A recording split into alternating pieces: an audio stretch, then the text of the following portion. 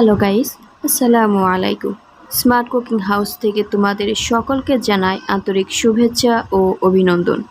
আশা করি তোমরা ভালো আছো। আমিও তোমাদের দোয়া ও আল্লাহ তাআলার রহমতে অনেক ভালো আছি। আবারও চলে আসলাম নতুন একটি রেসিপি নিয়ে। আশা করছি রেসিপিটা তোমাদের অনেক ভালো লাগবে। রেসিপিটা যদি ভালো লাগে তাহলে লাইক, কমেন্ট, শেয়ার ও সাবস্ক্রাইব করে আমার পাশে থাকবে। আর ফেসবুক অ্যাকাউন্ট থেকে দেখে থাকলে আমার পেজটি অবশ্যই ফলো করে দিবে। তো আমি এখানে দুটি ছোট সাইজের আম নিয়েছি। এবার একটি পাত্রে পরিমাণ মতো পানি নিয়ে আম দুটি দিয়ে চুলাতে বসিয়ে দিব। এবার চুলা অন করে দিব।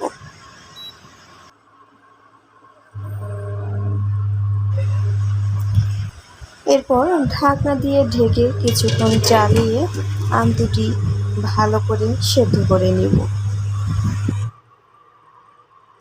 এবার ঢাকনা খুলে দেখতে হবে আম সেদ্ধ হয়েছে কিনা। দেখো, এখানে আম দুটি ভালো মতোই সেদ্ধ হয়ে গিয়েছে। তো এখন আম দুটি নামিয়ে নিব। আম নামানোর পর আম দুটি ঠান্ডা করে নেব। ততক্ষণে এখানে আমি এক বাটি মুড়ি নিয়েছি। এবার একটি ব্লেন্ডার মেশিনে এই মুড়িগুলো ঢেলে নিব। এরপর ব্লেন্ডার মেশিনে দিয়ে ভালোভাবে ব্লেন্ড করে নিব। যখন ব্লেন্ড করা হয়ে যাবে তখন এটি ঢেলে নিব। ব্লেন্ড করা হয়ে গেছে, এবার একটি বাটিতে ঢেলে নিব।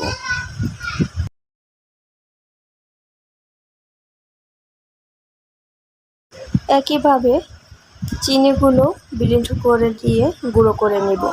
এখানে আমি 3 কাপ চিনি গুঁড়ো করে নিয়ে বাটিতে ঢেলে নিয়েছি।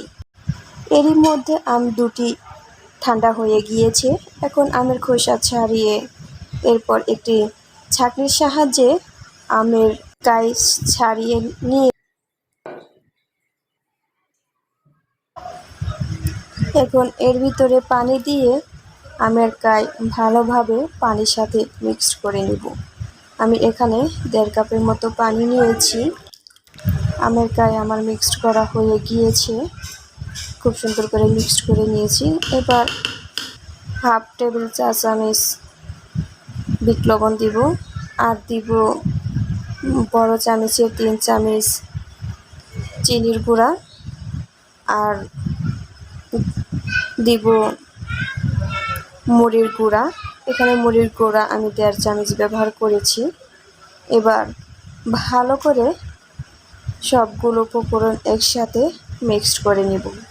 এখানে খেয়াল রাখতে হবে যেন কোনো গুঁড়ি গুঁড়ি না থাকে, তাহলে দেখতে ভালো দেখা যাবে না।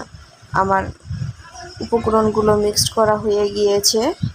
এখন এর ভিতরে আমি দিয়ে দিব কিছু পরিমাণে ফুড কালার। এখানে ফুড কালার অপশনাল, তোমরা সৌন্দর্যের কারণে আমি ফুড কালার ভালোভাবে মিক্সড করে নেব। দেখো কত সুন্দরভাবে মিক্সড করা হয়ে গিয়েছে আর কত সুন্দর দেখাচ্ছে। এবার একটি আইসক্রিম পাত্র নিয়ে এর ভিতরে এক এক করে সবগুলো আমের এইভাবে আমের আইসক্রিম বানিয়ে খেলে অনেক মজা পাওয়া যায়। এটা ছোট বড় সকলেই খেতে পারে এবং এটি খেতে খুবই সুস্বাদু। এবার ঢাকনা দিয়ে ভালো করে ঢেকে দেব, আর বাকি যেটুকু আছে সেগুলো আমি একটি পাত্রে আলাদা করে ঢেলে নিব। এবার আইসক্রিমের পাত্রটি ফ্রিজে রেখে দেব সারা রাতের জন্য। এখন যে গরম পড়েছে, এই গরমে এইরকম আমের তৈরি আইসক্রিম খেতে খুবই ভালো লাগে।